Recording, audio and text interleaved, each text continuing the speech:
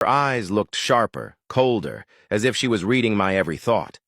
I stood frozen, my hands still buried in the wardrobe, gripping the red gown. "What are you searching for?" she asked again, her voice calm but heavy. I forced a smile, scrambling for an excuse. But before I could respond, a knock came at the door. Our neighbor calling her name. She turned quickly and went to attend to it. The moment she left, I pulled the gown out with trembling hands and shoved it under the bed. My chest rose and fell as I whispered to myself, "Tonight, the truth must come out."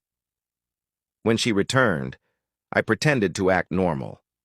"Honey," I said casually, "I thought I misplaced my ATM card." I had to rush home to check the wardrobe. She studied me for a moment, then smiled softly and nodded. But I could tell she didn't fully believe me. We talked, laughed even. But inside, I wasn't calm. I was watching every move, waiting for midnight. At about 10 p.m., a knock came again. I frowned. "Who visits at this hour?" "Oh, that must be my friends," she said quickly.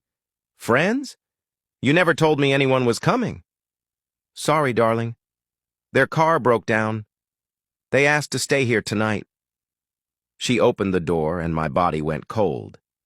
Two women walked in. Both of them looked exactly like my wife. I've never seen them before.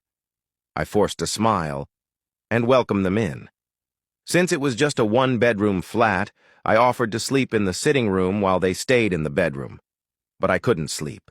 My eyes kept darting to the door. Close to midnight, the bedroom door creaked open. My wife stepped out first, her face calm but unreadable. Behind her, the two friends followed, both dressed in the same red gowns. A chill ran down my spine. They stood together, staring at me. For a moment, it looked as if my wife belonged with them. Then one of them spoke, her tone chilling. "Some things are never to be touched, or it won't end well." I froze. What did they mean? The second friend's eyes narrowed. "Where did you keep it?"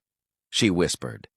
And then my wife's eyes flickered toward me, unreadable, as though she was waiting to hear my answer. The room grew colder. My heart pounded as I realized they must have checked for the gown. They couldn't find it, and now they were here for me. The story continues in part 3. Stay tuned.